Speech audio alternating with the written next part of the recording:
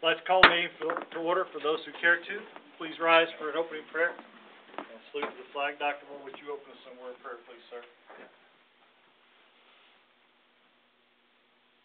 And Father, tonight we ask that you would bless this meeting and to bless our community. In your name, amen.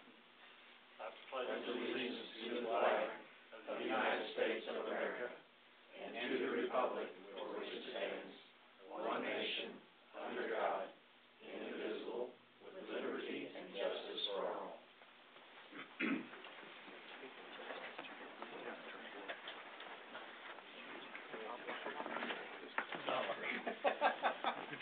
Yeah, good name.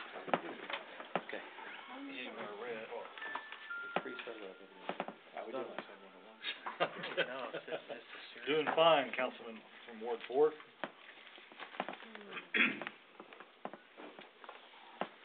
I'd like to open it up now to citizen participation. Anyone wishing to speak to anything not on the agenda, please step forward, state your name, sign in. I do have 3 people that have signed in, and we'll get to those during the regular process of the meeting. So anyone wishing to speak to anything not on the agenda, please step forward, state your name, and sign in.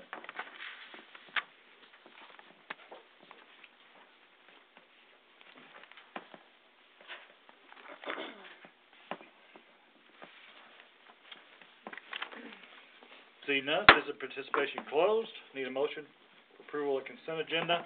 Motion. I have a motion and a second. All in favor say aye. Aye. Opposed, no. Any abstentions? Motion carries. Financial report. Laura, please come forward. Please give us a quick overview on the financial report. Sure. Mayor and council, we would like to request that $69,006.05 be approved in bills as we have received the breakdown. I just wanted to point out some of the bigger ones that are going to be paid with this. The cardiograph system that was approved at the last meeting in the amount of $7,175. That is included in this request. We've had some claims for general liability losses that are also included, and that they amount to almost $6,000 that we are paying out for those. A contract for Olson Associates for engineering services, including sewer, sidewalks, and stormwater, $16,213 of this amount. Replacement meters for almost $5,000, and we also need to pay a bill for triathlon fees for the Republic Tiger, $2,300. So those are some of the larger amounts that we're requesting to be paid. Questions, comments, council, or discussion?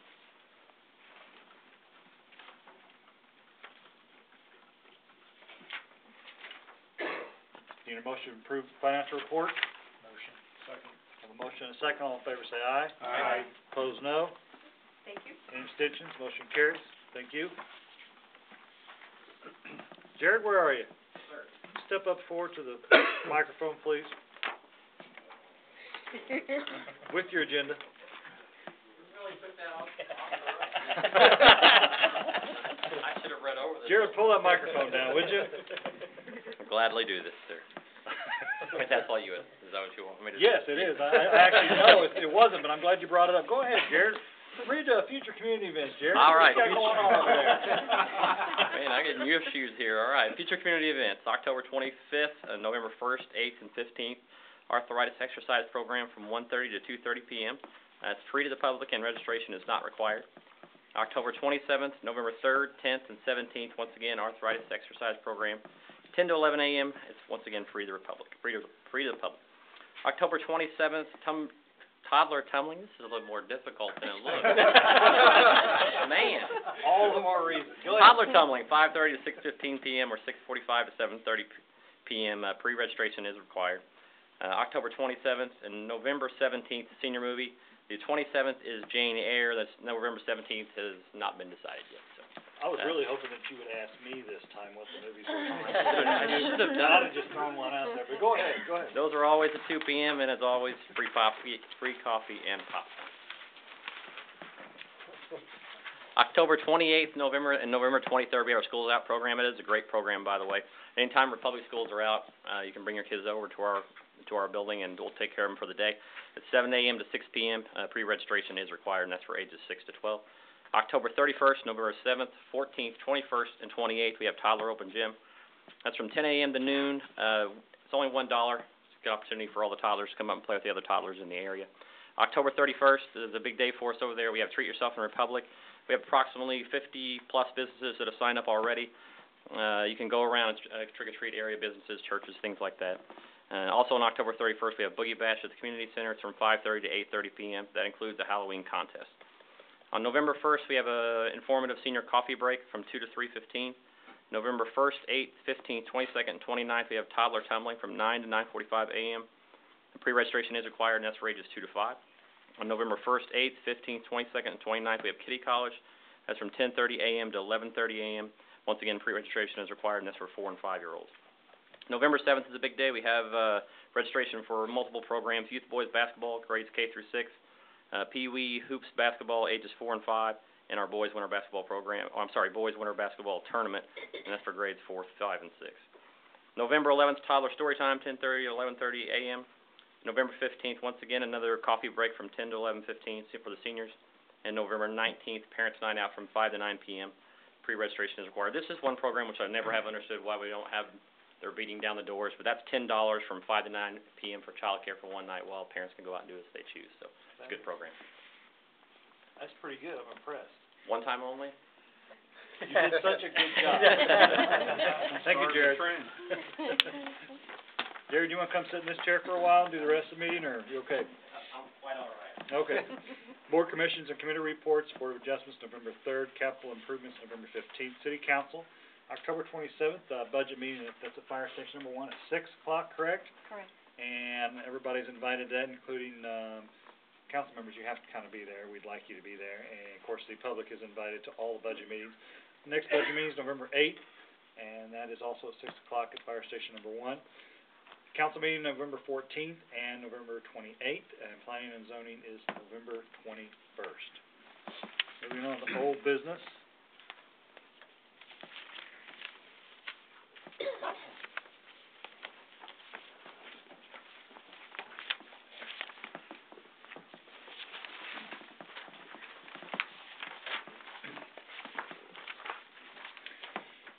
Need a motion of the second reading of bill number 11-26.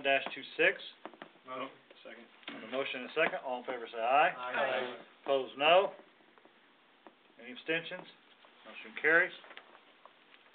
An ordinance of the City Council of the City of Republic, Missouri, repealing the current code section 105.070 and enacting section 105.070,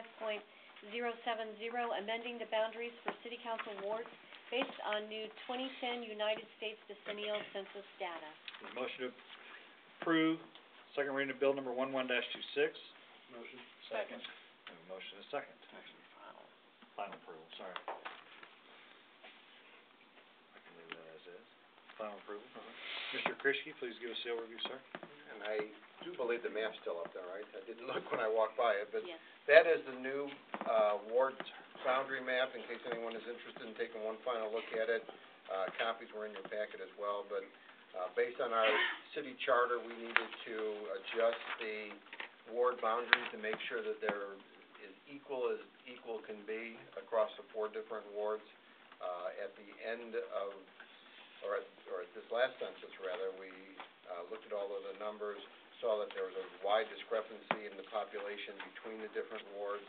So obviously to make those changes and get them as balanced as we could, we had to take certain areas out of one ward and move them to another. The ward most affected, that lost the most, it had the greatest population, was Ward 1. Ward 3 was the ward that had the least amount of population, once we looked at the new data. So the new boundaries and the new populations are in the ordinance, and there's only a 19-person variance between the 4 wards. Ward 1 will be 3,697 people. Ward 2 will be 3,687. Ward 3 will be 3,678. And then Ward 4 will be 3,685. And those are, of course, are approximate. They're They've already changed since the census, but that is based on the last census information. Are you reading what's now, or what's That will proposed? be the proposed one. If this is passed tonight, Proposed, yeah, those will be the population numbers. that's old, that's current. This is current, That's current, I that's know what it that, is. but This is what we're going to, if you approve it. start over. What was Ward 1? Here. Ward 1 will be 3,000,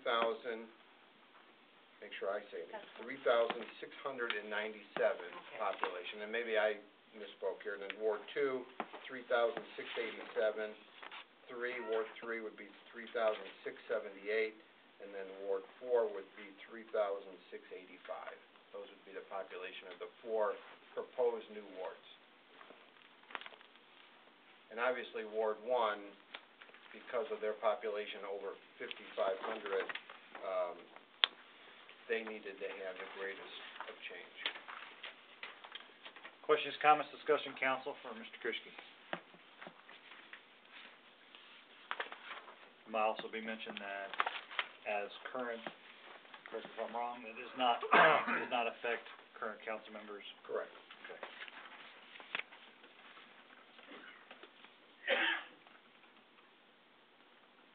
Anything at all?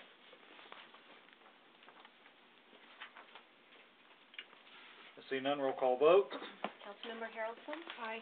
Councilmember Poole? Aye. Councilmember Ward? Aye. Councilmember Harder? Aye. Councilmember Brashears?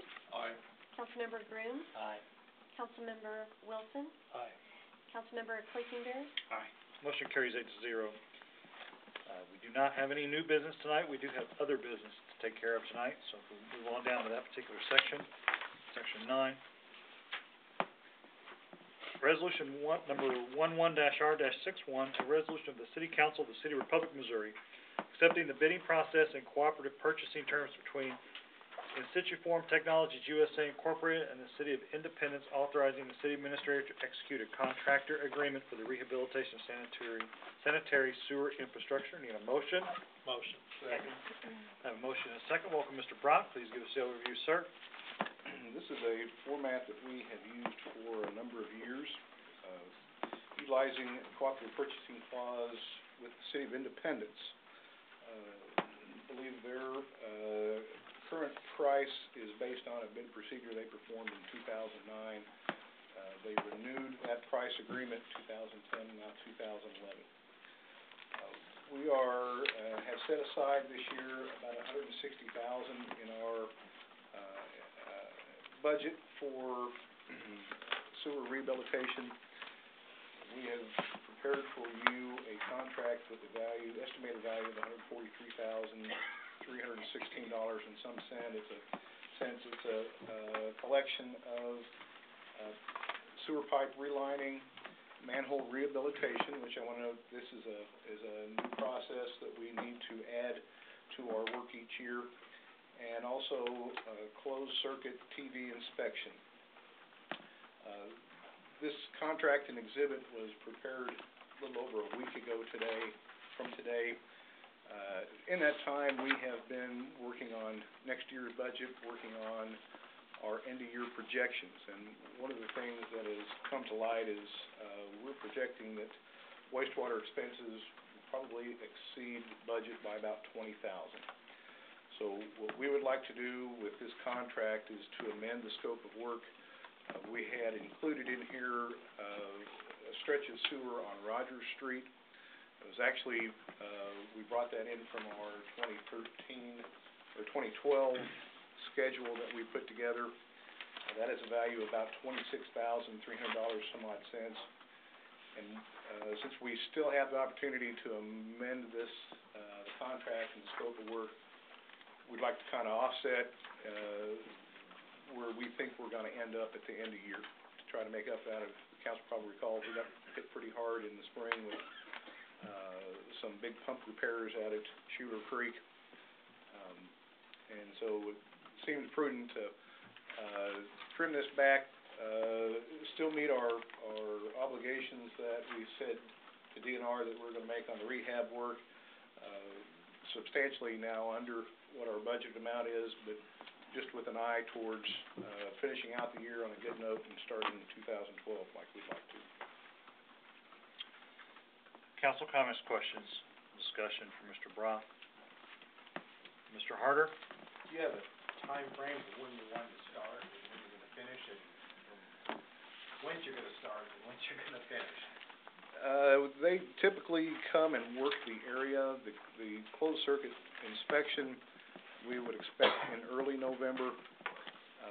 The manhole sealing and the pipe rehab, late November and into December.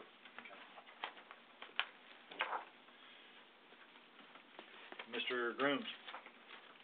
Rogers Street, I'm not sure I understand it. You pulling Rogers Street from 2012 back into 11 or pushing it from 11 back to 12? It started in 12, we brought it into 11 because the prices were so good. So it's part of this We wanna push them 143. back, yes. So- It'll go back to 12. So what you're asking for, Mr. Brock, if I'm not mistaken, is an amendment to re-estimate the contract at $117,016, which is basically your $143,316 minus your $26,300. Is that what you're asking, sir? Yes, sir. Okay. If Council, If you'll let us work it out to the penny. that'd be fine. That's, I got it to the dollar. 143 is actually dropping to 117, Right. If- And Rogers Street will be moved 2012. into 2012, to be picked up in that schedule. If council so chooses to make that amendment and approve it. That's what Mr. Brock is asking for, from you. I understand. I would make that amendment. And I'll second it. Have a motion and a second to amend contract to 117,016, is that what, roughly? Roughly 117,012. 012. Okay, fair enough. I have a motion and a second. All in favor of amendment, say aye. Aye. Opposed, no. Any abstentions? Motion carries. Additional questions, comments, discussion from Mr. Brock on the current amended resolution.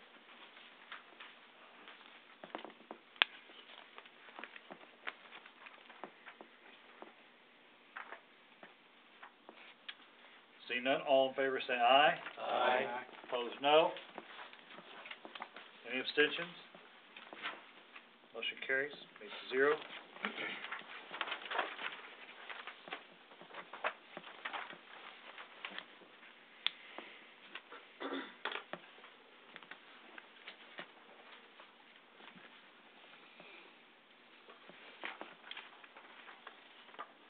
Resolution number 11-R-62, a resolution of the City Council of the City of Republic, Missouri, authorizing the execution of a contract addendum with CJW Transportation Consultants, LLC, amending the scope of work and compensation for construction design services relating to the signalization of North Oakwood Avenue and US Highway 60. Need a motion?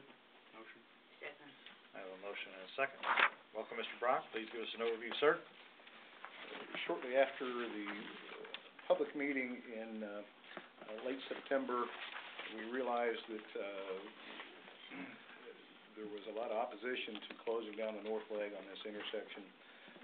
We worked through some proposals, came up with a concept where Farm Road 93 would be left open with a right in, right out, and that they would have essentially full access to all directions through that leg by having a J-turn approximately an eighth of a mile, both east and west of the intersection.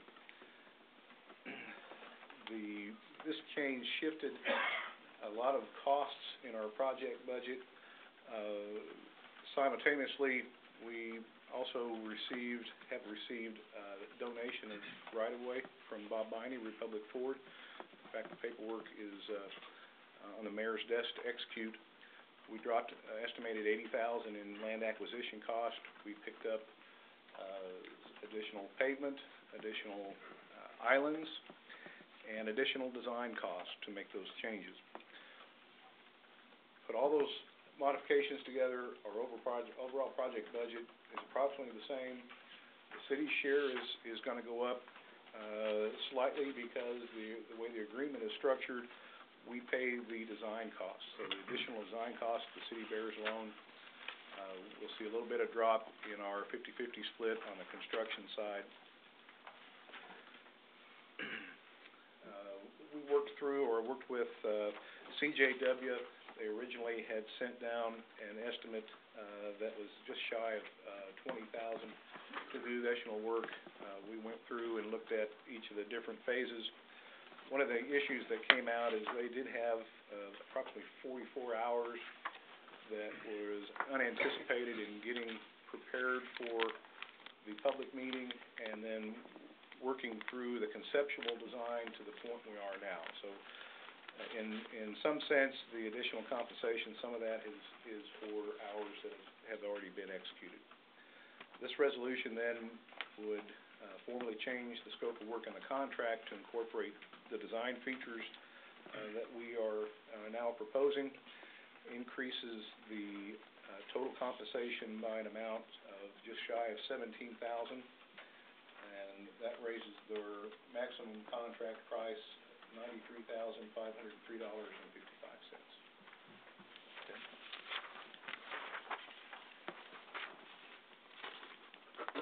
Before council, we get started on questions, comments, discussion. We have a registration for Mr. Henderson to speak. Jim Henderson, would you please step to the podium, sir? State your name, your address, and give us your best 3 minutes on registration. Jim Henderson, 7597 West Farm Road 160. On this intersection change here, right turns only. I realize it's going to save Republic a bunch of money, but with the growth you're anticipating with the McLean Warehouse, the Equine Center that they're talking about, is this a wise idea to where you can't have your people going north through a stoplight? I know these J turns, I go through them all the time, up going Kansas City. Osceola is one I feel is a very bad situation. They come up there, people run 60, 65 miles an hour, they're right out in front of you. Same way going through Buffalo and Fairgrove. It's a safety hazard as far as I'm concerned, and at rush hour, I think you're just creating more of a safety hazard than you're going to eliminate. I sometimes think you need to look at doing it right the first time, signalizing it, and not have to go back and redo at a future time. I appreciate your comments, Mr. Anderson. We've looked at everything from closing the intersection to I understand. signalization. It's a difficult, very According to your difficult. state man, you're saving $300,000 on this, the way you're doing it. It's a safety issue too over the railroad tracks. And I think that's where a lot of people forget that there's a stacking issue, car stacking issue from the railroad track side of it, is that if you do signalize that the cars can't stack up either way. You can't stack up going going one way, and you can't stack up going back the other. And that's I understand this was the point of the the modernization of the stoplight to hold the traffic before it got to that point. Yeah. And, you know, it doesn't seem that the City Republic is one to address this situation. Well, It's just a cheap way out the way we're doing it. You know, a little bit of blacktop for an eighth of a mile down there to create a J turn is a cheaper way than putting your signal in right. Yeah. It don't, you know, it reminds me that you don't care much about human lives down Well, the road there. Well, we do, and I will tell you, Mr. Henderson, too, that from MoDOT's standpoint, we've been trying to get a signal at that intersection for years, ever since I've been on council in '05. And the comment we kept getting from MoDOT and a few others was, there's not enough accidents. Well, the accidents have finally increased enough, I guess, where you've got to put a signal in, and we've been requesting that every year, and every year it's put on the back burner. So we've been looking at that for years, trying to get that signal there. How the signal works and how the J turns and all that stuff work, there's still going to be a signal there. So we're going to eliminate part of it. You're just moving the accidents from that intersection east or west. And to your point, depending on which Exactly. direction your rush hour traffic is going. Exactly. And the other thing too about the rush hour traffic too is that we're requesting from MoDOT a speed study, because as we drive through there and as we look and our police officers sit out there and the average speed's extremely high. From the point of where McWendy's is to the point of past Republic Ford is amazing how fast those cars are going. So the speed limit's exceeded every chance somebody has to exceed, they'll do it. in that particular area. So we requested a speed study to go right along with the traffic signal too. So it's not just the turning, it's the speed of the oncoming cars is what you're saying. And we've addressed that as well. Next thing, will you do anything though to move traffic on through Republic? Is your signalization gonna be any better than it is now? How many letters have I sent you on that, David? That's, you know, you go through here, you stop at every one, it's gonna be like Monette before long, you got 8 or 10 stop signals, and you stop at every one, rush hour down. And I think, David, you can address that. I can. Go ahead. Council's aware, those are state highway, those are all MoDOT signals. They do have planned in 2013, as a, type of, tie-in, they call it adaptive signal technology. It's not just, sensors looking at the cars, it's counting cars, it's watching traffic patterns. It's a quite sophisticated way to tie those signals together. And that's, on the current transportation plan for 2013. We're hitting everything we can. I know it takes a long while from one end of town to It does. another. And you go through Monette at rush hour, you've got the same situation down there. You are correct, Mr. Anderson, and we appreciate your comments. Thank you. All right, thank you. Thank you. Go ahead. Council, questions, comments for discussion from Mr. Brock?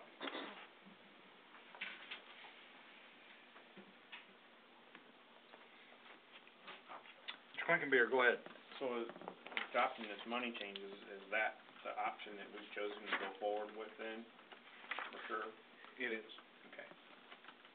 And is it still hasn't been approved to actually start construction, this is just a engineering phase? Correct, we're still in design.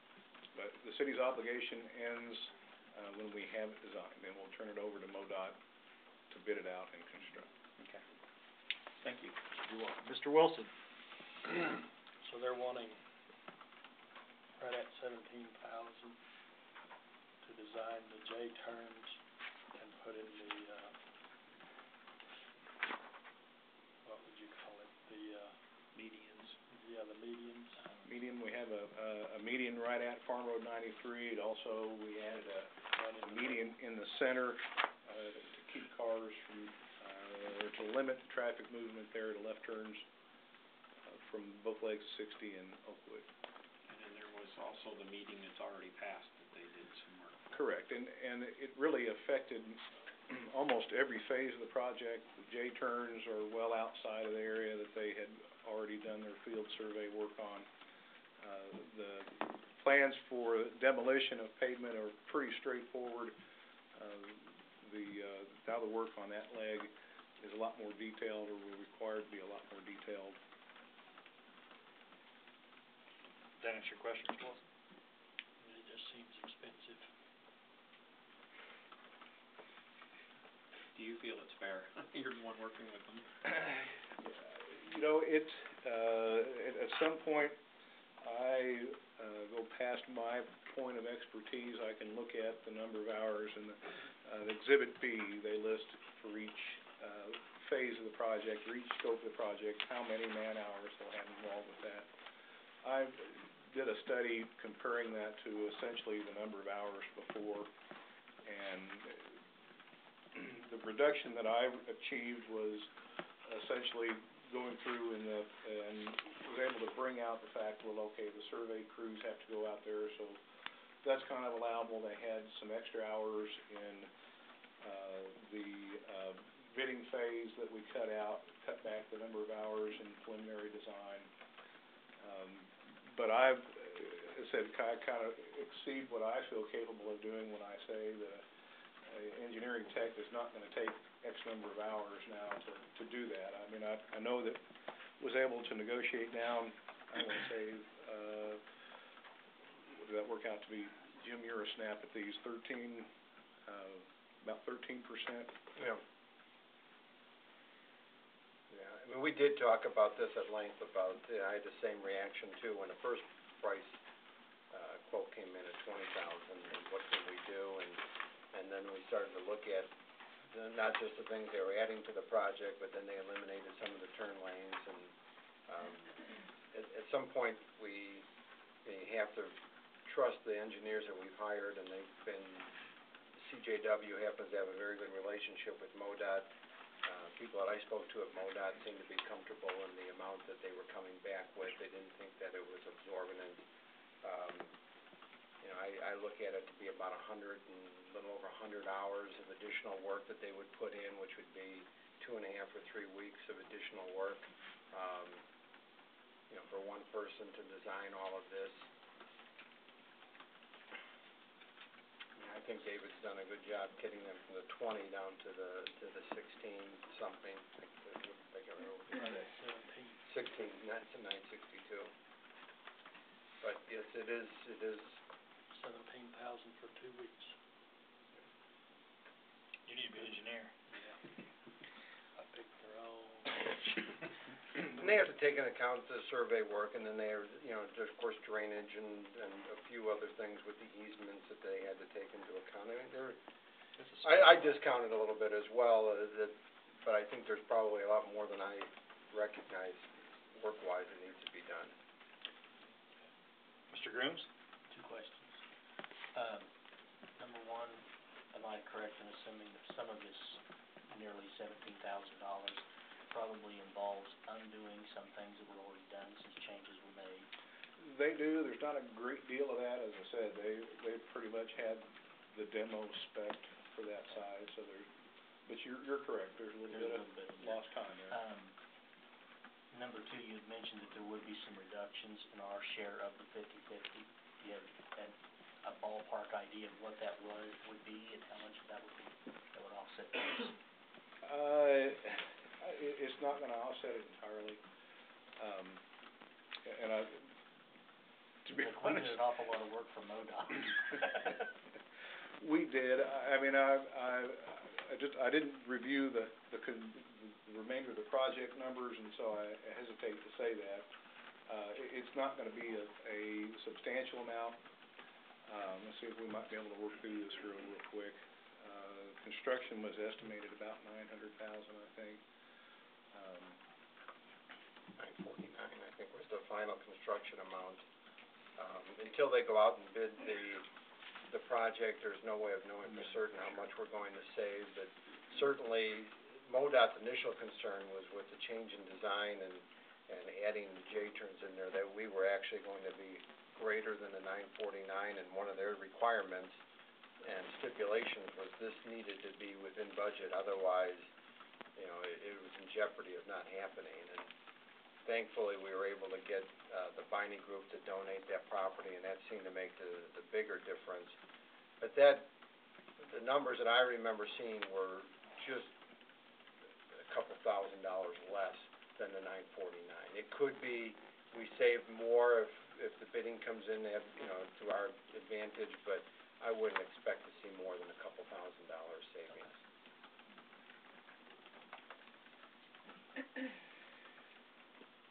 Additional questions, comments, discussion? These are all good questions. Just one question. Ms. Harrelson, go ahead. Would it save us any money to move that J-turn down another 1/8 of a mile where there's already a crossover? That was actually one of the first proposals, and MoDOT nixed that. Why?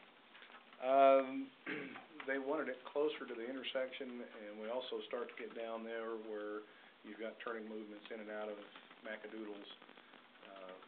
I just look at the fact that if you're going east, cars going east have a stoplight there. So when they get to that spot, they're going to be going slower than they are when they get to this spot. You know, by the time they get to that J-turn, they're already going to be at 60. By the time they get to that first one, they're probably going to be 45, which 15 miles an hour makes a big difference. It is. We are making progress on the speed limits. I don't want to say that it worked its all the way through MoDOT, but we are moving closer to a speed reduction that goes hand in hand with this project, as opposed to building it and then doing a speed study. And the J-turns are part of that. Correct. I'm just concerned about those, really. I drive that every day, and the speed that people go. 100% agreeing with you, but I don't think we really have a choice, do we? Yeah. This is the concept that MoDOT has signed off on. So we go with them, or we're... or we We don't get do nothing. anything? It's a cooperative partnership, one side, both sides have to, Cooperating both sides have warrior. to agree. Unfortunately, Cooperative man. our only recourse is the power of the pocket, so to speak. They have, a staff member or two that are very strong advocates of this J-turn, and we did sit in a meeting with them and raised all the very same questions, and their defense is that they work and they work well and they're a viable alternative to a situation like this, and they were pretty persistent about keeping these within the project. Mr. Quickenbeard? Are we building or engineering this so that if, say, 5 years from now, the city wants to change their mind and put in signalization so that you can go straight and left all directions, are they gonna put in conduit or different things that would need to be in place to reduce cost while they're tearing up the intersection, so that can be done at a future date? I don't believe we've gotten that far. The biggest expense there would be the tie-in to Burlington North. I mentioned the estimate of $300,000, that's probably 95% of that. Sure. So I could certainly look to see if we can incorporate that, and just as you mentioned, just basic provisions. Leave some extra Conduit under the conduit to pavement. boxes, those kind of things that they would need to tie in the lights later, 'cause we'll have everything there except for that tie back into the track down the way, but, you know, I hate to have to, you know, dig up the medians and retrench to bring in pipes or anything like that, so I'd be at least something there to rely on as a contingency down the road. Cheap insurance. In one of the prior meetings, we had talked about contacting BNSF and seeing if they would contribute towards the improvement, and that did not go very well. They were more than willing to contribute if the crossing was closed, but they politely said that if the crossing isn't gonna be closed, that they will not be contributing to the project. So How nice of them. that option, although hopeful, didn't work. Worth a shot. It was. It It was always worth a shot. They always have. Other questions, comments, discussion, council? Ms. Poole, go ahead. Just for everybody's concerns, if we did complete signalization right now, I want you to tell them the difference in what we'll be spending and what we spend the way we're going to do it.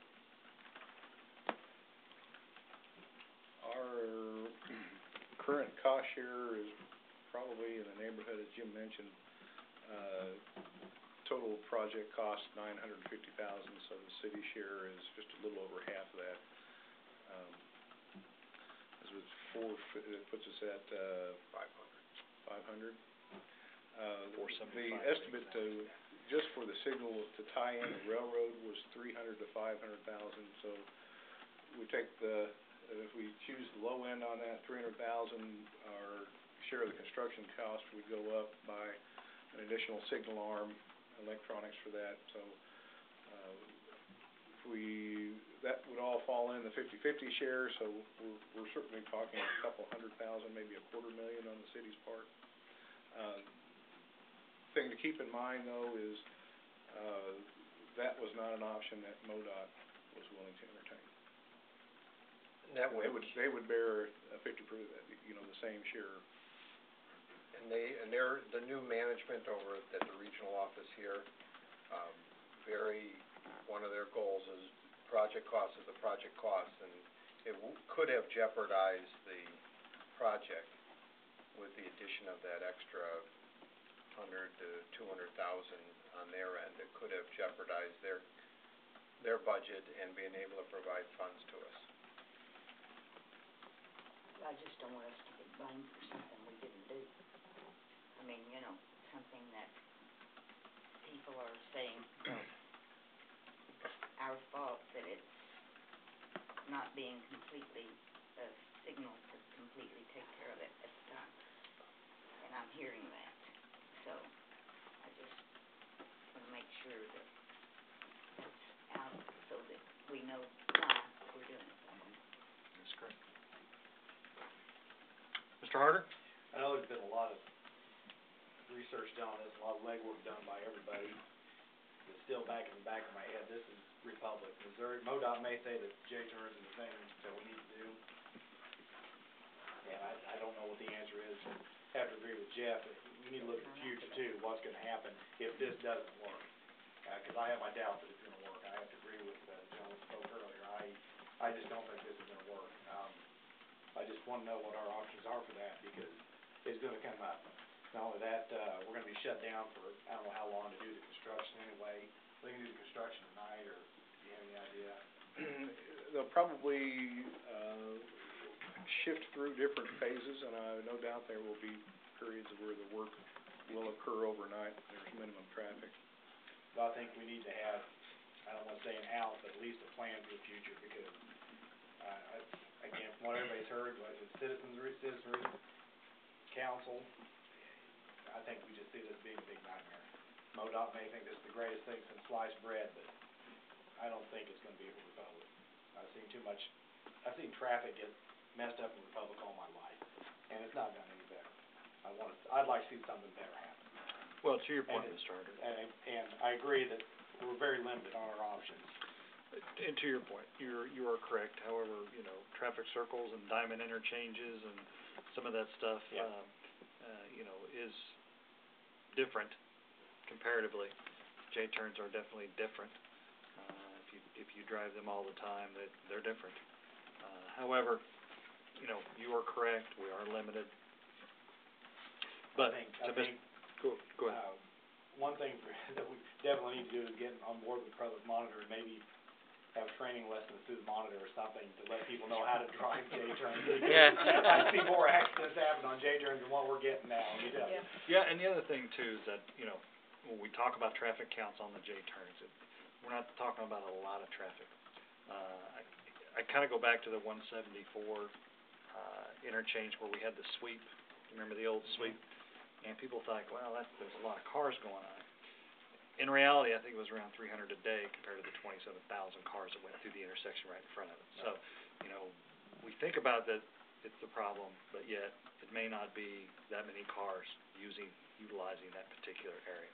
And that's the other thing we're gonna have to look at too. It may be me more, but to Mr. Klinkenbeard's point, and I have to agree with you and him and the rest of the council, we definitely need to have some infrastructure there in case in the future that we wanna go a route of changing it. So, David, I think you already wrote all that down, so. For now, I think we need to take the light while we can get it, and then we just need to be planning ahead, because we know if there's a bunch of other accidents or whatever, we may have to shift down the road. And have a plan B, because But we need to take the light while they're willing to match it, Exactly. because we've been wanting that for years. And again, council, your decision tonight is on engineering services for those, as it is. And I think it's only fair, I don't wanna keep adding on, but I think it's only fair that we take these comments and send them to MoDOT. And certainly they've listened to the public, and this was the general consensus, what everyone would agree to.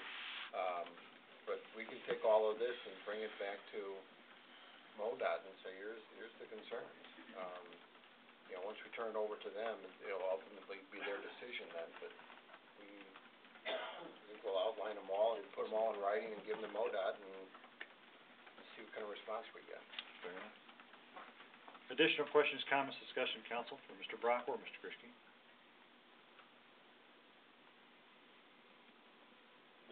Mr. Wilson? Kind of an example. Remember when we rebuilt Lynn Street? You were on the council or not? No, sorry. Sorry about that. Charlie was. Let me point to the new guy, Charlie was. You remember all the, Charlie does, all the talk about all the wrecks that's gonna happen at Lynn and Elm Street because of the way the intersection is made? And to date, I don't think there's ever been a wreck there. So we won't know until it's put down. It'll be what's time. gonna happen. You're correct, it will be time, Mr. Wilson. Additional comments, questions, discussion, council? All very good points tonight. Seeing none, all in favor say aye. Aye. Opposed, no. Any abstentions? Motion carries. 6-0. Thank you very much. On to the next item, resolution number R-63, a resolution of the City Council of the City of Republic, Missouri, authorizing the execution of a professional engineering consulting services agreement with Olson and Associates. Need a motion? Motion. Second. I have a motion and a second. Mr. Brock, please give us the overview, sir. This is, the end of a, turned out to be about a 4.5-month process, to select a new engineer to act as the city's general engineering consultant. At the last council meeting, the council, ranked our two finalists, two firms, Olson and HDR. Since that time, we've been working with, John Forrester at Olson to, get the final contract terms, and of course, the biggest issue there are the hourly rates. I believe Olson submitted a very fair proposal.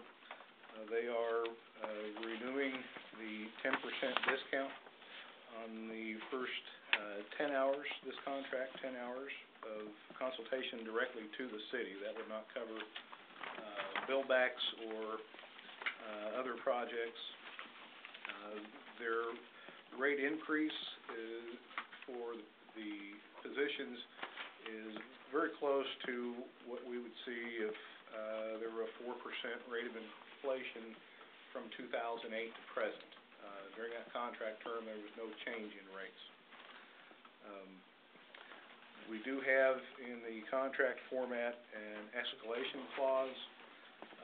Olson agreed. They originally had proposed, I believe, something that was 2 digits accurate on the consumer price index, 3.66.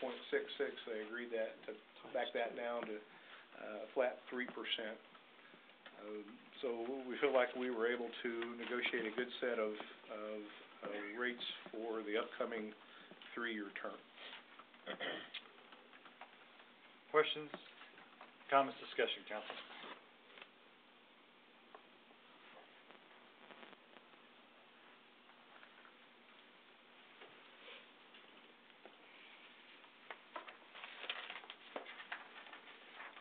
Anything at all?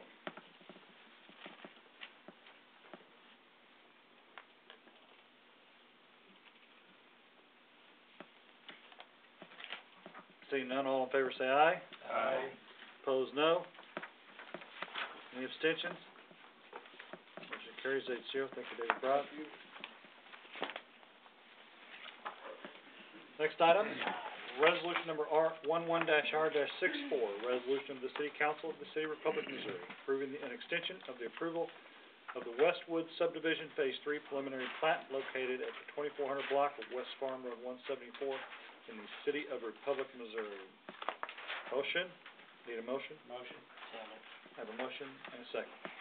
Welcome, Mr. Tyson. Please give us the overview, sir.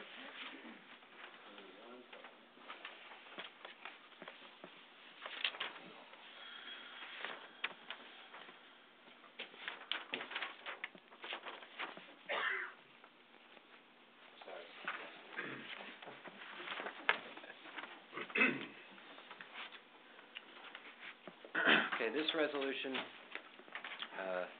has a couple facets to you, but first I'll give you a little bit of history. The Westwood Phase 2 preliminary plat was originally approved by City Council on September 26, 2005. It contained 106 single-family residential lots. The zoning here is R1H, which is high-density, single-family residential. That is the original Westwood Phase 2 preliminary plat right there. It included all necessary public improvements, plus a segment of Bailey Avenue extension, which is a secondary arterial thoroughfare, in accordance with the city's major thoroughfare plan, which you see right here along the eastern edge of the property. A portion of this preliminary plat was final platted under the name Westwood Phase 2 subdivision, and it included 41 single-family residential lots that were these along this road here. That was final platted in July of 2008. This preliminary plat was given an extension by the City Council in November of 2009 That extension was for 2 years and 9 months and is set to expire on August 26, 2012. That extension also included a new phasing plan, which, if you don't have in your packet, I have a copy here. It's similar to the phasing plan of the proposal that's before you today. As of today, been no progress toward construction on it, and the owner, which is Mid-Missouri Bank, and developer SC Properties 1, are asking for, have requested from the council in writing two things. First are revisions to this preliminary plat, which you see over here on this exhibit. Those revisions include a realignment of the Bailey Avenue extension that shifts it to the east on this line that you see here. It has some minor adjustments in street radius to match that shift. It has an additional lot, a new phasing plan that includes 4 additions, and a replat of this corner here that you see in pink. Describe those additions just briefly here. The first addition includes 7 lots with minimal public improvements. The second addition includes another 7 lots with significantly more improvements to serve those lots. The third addition is the largest that you see here in yellow. It includes 34 single-family residential lots with some substantial public improvements that include the lift station, the detention basin, and the construction of Bailey Avenue to terminate at the property line there on the east side.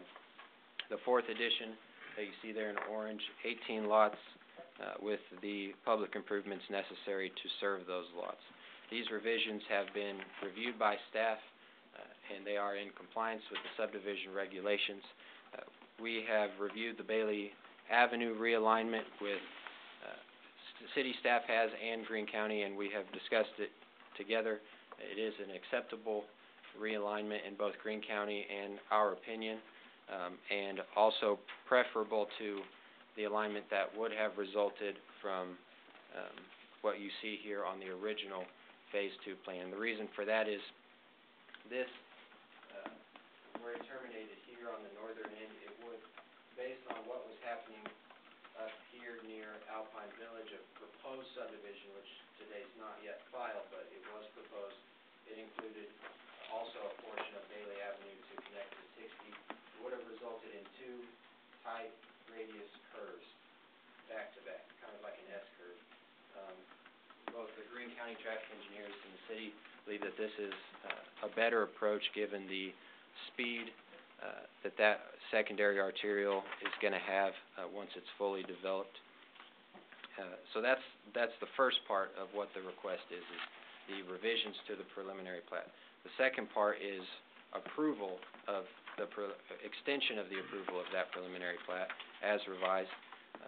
That request for extension includes an initial 2-year extension that would expire on August 26, 2014, so an initial 2 years, plus a request for council to approve automatic 2-year extensions that would come every time one of those additions that I just described was final platted. So as they final plat the first addition that's shown here on the plat in green, as they final plat that, they would basically re-up for an additional 2 years from that time until the subdivision is complete.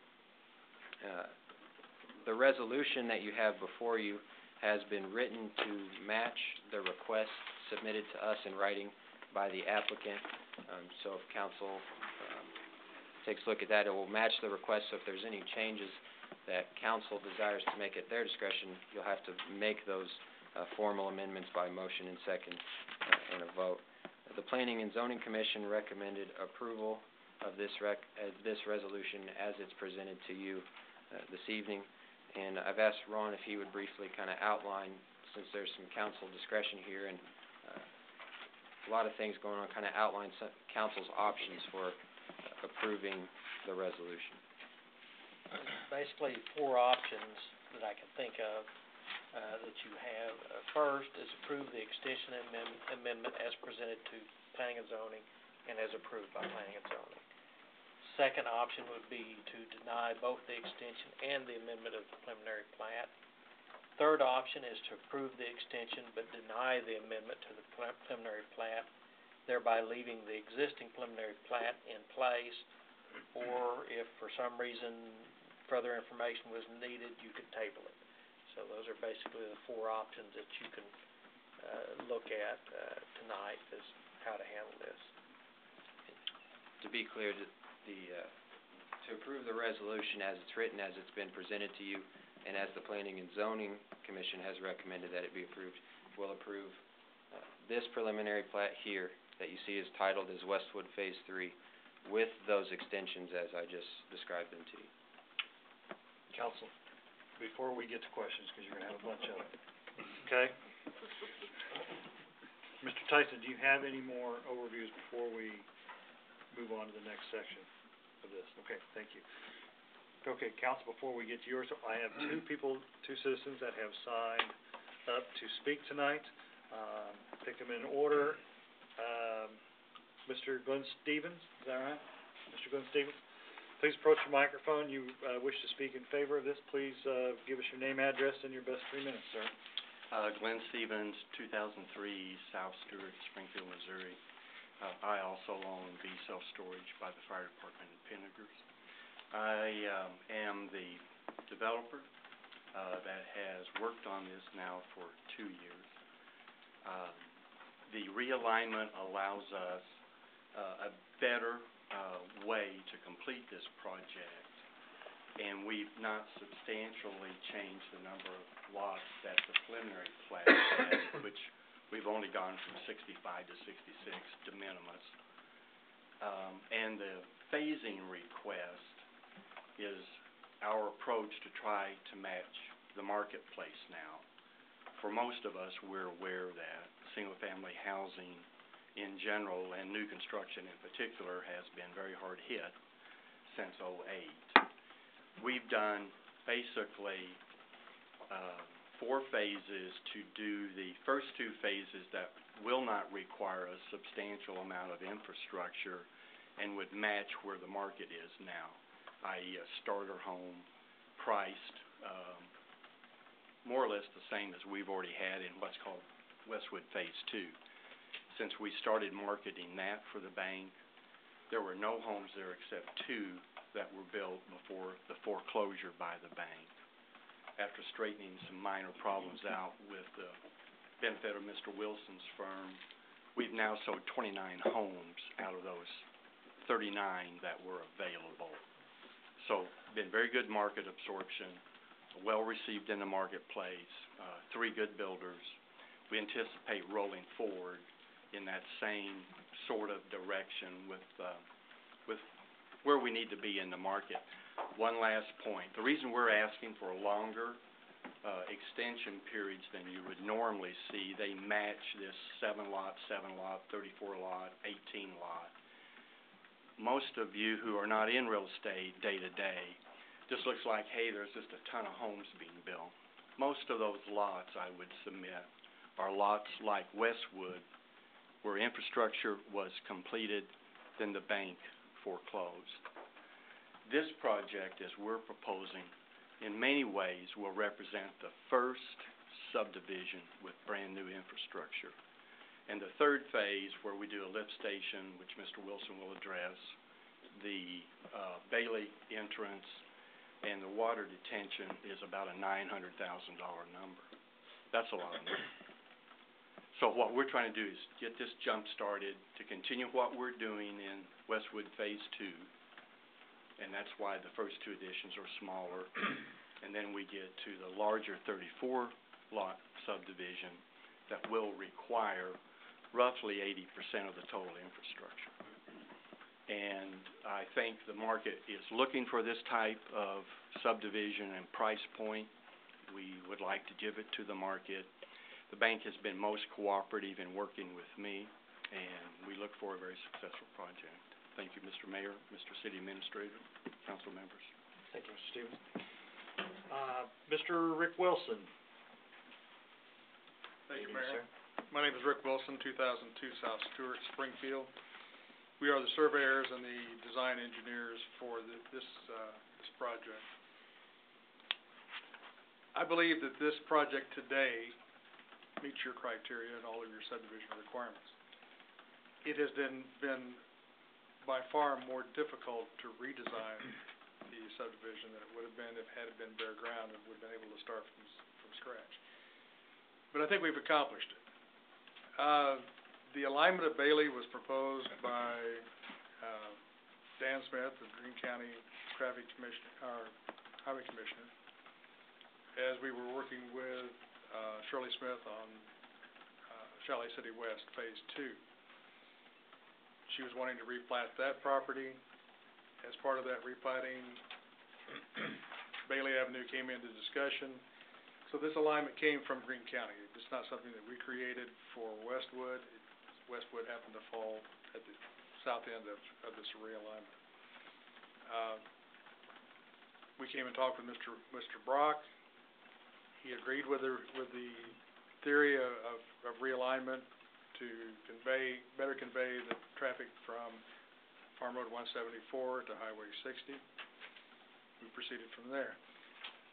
You know, this realignment creates or makes available to Westwood about 50,000 square feet of land that had previously been allocated for Bailey Avenue.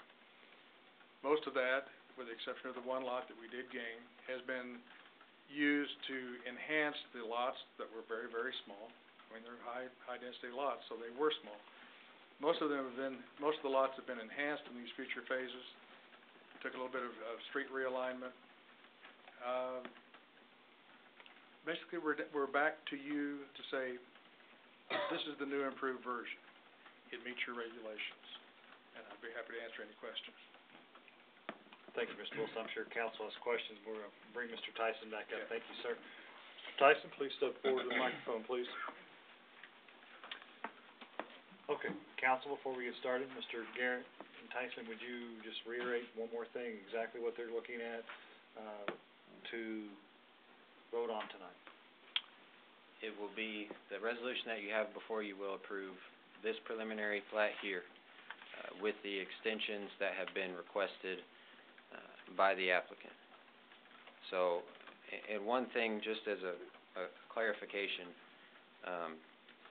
the realignment of Bailey Avenue and how that plays in with the subdivision proposal that Mr. Wilson was talking about, it's more or less a first come, first serve kind of deal. Whether it's Westwood or whether it's this proposal up here, whichever alignment is set first, the remaining properties will fall like dominoes to realign to what's approved. So there's nothing. I talked with Greene County Planning Department and Greene County Highway today. So it's something to be considered that was proposed, but in talking with both of them today, by no means is that a lock. It has not been approved or filed, and according to Greene County Highway, it's not being mandated by them. So they did not want council to have an impression that it was. Okay. But regardless of all that, city staff and Greene County traffic engineers believe that it's a better alignment. It's called a hardware malfunction. Start drifting down. Is it solid now, Charlie? You need an engineer to look at it. John, don't charge us for it, but could you come up and look at that? Bill? Man. Someone got any duct tape? Planning and zoning, she makes it easy. All right. There's a small copy in everybody. Yeah, there's a small copy, Gail. You can slide that one in the back. All right, council, you have questions, comments, discussion. Mr. Clinkenbeard, I think you had one, and then I'll get to Mr. Wilson. I don't have a problem with any of the, changing of the plats or anything, especially if it meets our code. The only issue that I have is it common to send out these extensions, it seemed like, these 2 years extension on all these different phases, and get out there pretty far. Is that a common thing to do? Is there a reason why we wouldn't want it to come back to us at some point rather than leaving it out there that far? I don't know that I can say it's a common thing to do. I think Mr. Stevens is right. It certainly does match, the marketplace of today, in terms of the phasing and how to make that subdivision, work, in terms of making it affordable and developable. Whether council would want to see that come back rather than having them be automatic extensions, You that can would always be, extend it, but, you know, to have it automatic for a long time, that's the only thing I see as an issue. And I know the economy's slow, but you're still leaving something out there that's auto-renewing for a long period of time without being able to revisit it. Mr. Wilson? All I was gonna say was, on the planning and zoning, they did agree to it, but they spent a lot of time discussing Billy Avenue and the effects it would have on the property to the east. Okay. But in the end, they voted for it. And they voted for it. Okay.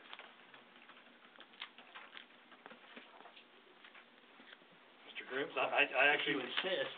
I don't know that I insist on anything with you, but go ahead, Mr. Grooms. No, my first inclination is exactly what Mr. Clinkenbeard's was, is that does throw it out there about 10 years. However, as I sit here and think about it, I don't see that that's necessarily an issue. If it's good now, it'll be good 10 years from now, and it's not a major infrastructure change that's going to affect any other part of the city. And as far as the road realignment, I think it's a vast improvement. I would agree with that. Did I say something? Just, Mr. Harder? You can go home now. I am definitely deferring to the city attorney right now, instead of you. Just to be clear on the extension, what the extension does is it doesn't require them to go back and file from the get-go and start over. It's totally at the discretion of council whether you grant the automatic or not. I'm not advocating that. I'm not advocating against it.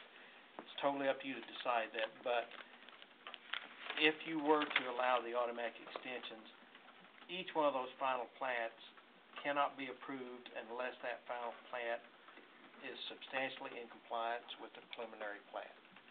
And so, the final's still gonna have to come back. Yeah, the final has to come back to council. So, what would happen if you make them come back and request extension, obviously, you could, theoretically, you could deny it, but what you would do, you would be kicking them back to refiling and starting over from scratch and going through that process, and then if they meet the code, as they said this does,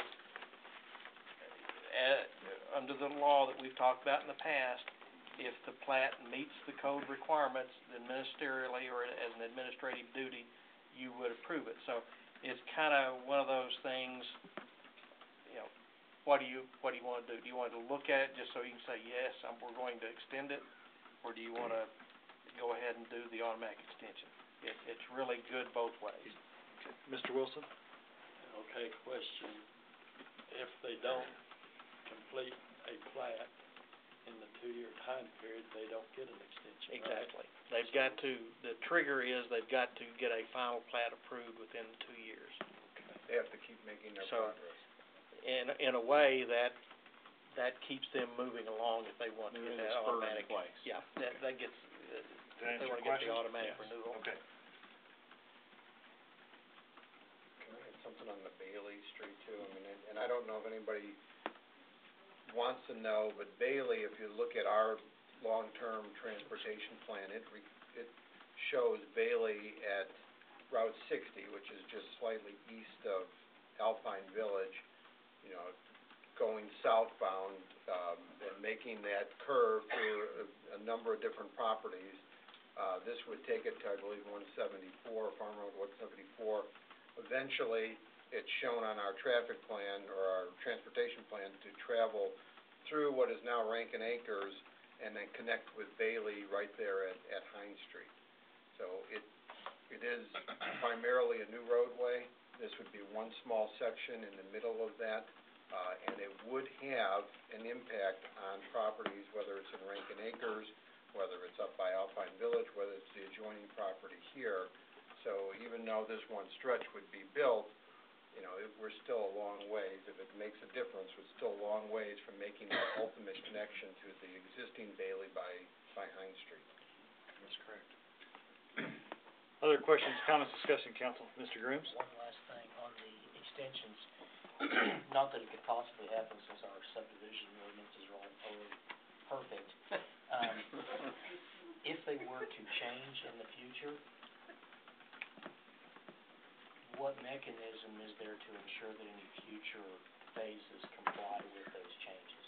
Is that just in the final plating process, or have we already set ourselves up for these extensions? They have that grandfather them in forever, I think. When you approve the preliminary plat, our ordinances say that as long as they present a final plat that's substantially in compliance with that preliminary plat, then it's good.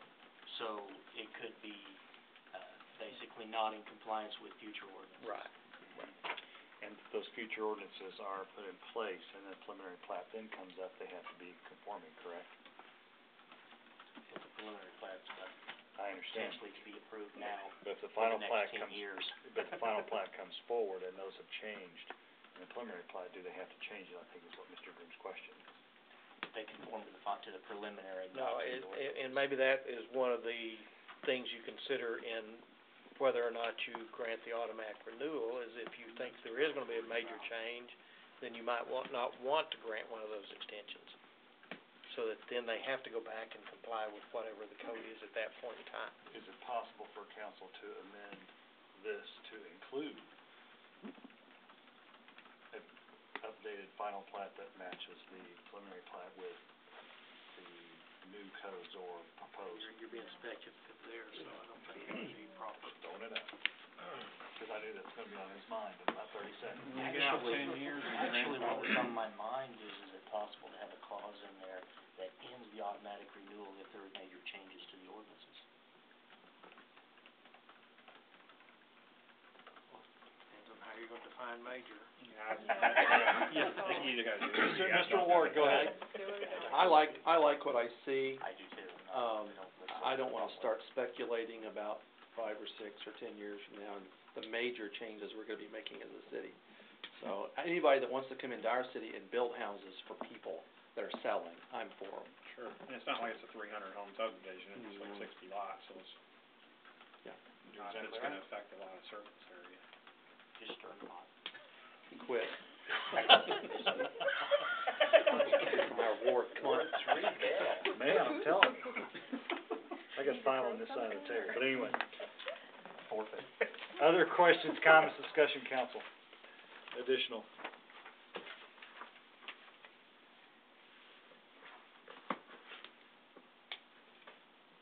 I usually look at you guys once or twice around the table, and if I see them. Okay. All in favor, say aye. Aye. Opposed, no. Any abstentions? Motion carries. Would like to read something before I need a motion for executive session. I would like to say that no further action after executive session will take place. After announcing the adjournment by me, after executive session, that will be the last item on the agenda. There is no other regular session items to take place, so once executive session's over, there is nothing to be discussed as a, open session item. So there's no other items on the agenda after executive session. Need a motion to go into executive session under RSMO 610.021.1. Motion, second. I have a motion and a second. Roll call vote.